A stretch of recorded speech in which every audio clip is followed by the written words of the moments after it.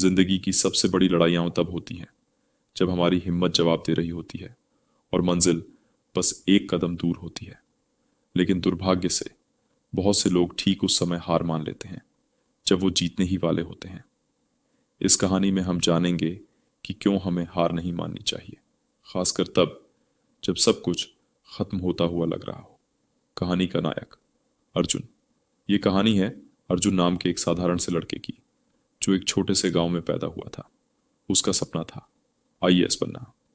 गांव में कोई कोचिंग नहीं, न बढ़िया स्कूल, न इंटरनेट, न मार्गदर्शन।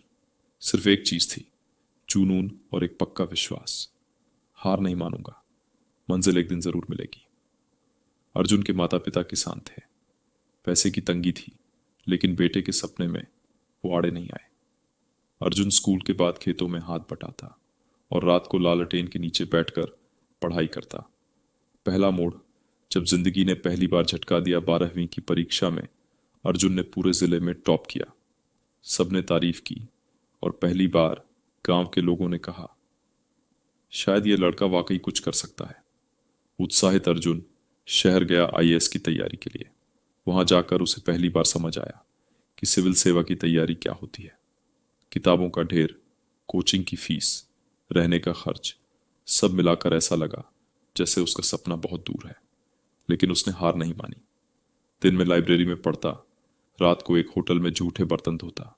वो कहता, अगर अब थक गया तो मंजिल कैसे पाऊंगा। यूपीएससी का पहला प्रयास, उम्मीद और हार। 3 साल की मेहनत के बाद अर्जुन ने यूपीएससी का फॉर्म भरा, इम्तिहान दिया, रिजल्ट आया। नकल करके पास हुए लोग सफल घोषित हो गए, अर्जुन असफल।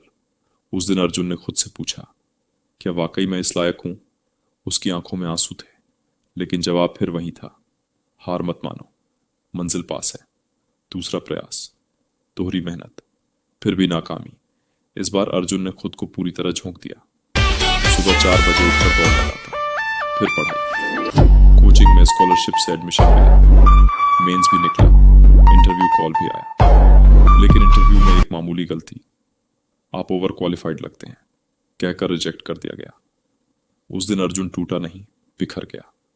तब उसके पिता ने कहा, बेटा, जो मंजिल सबसे ज्यादा तोड़ती है वही सबसे ऊंची होती है।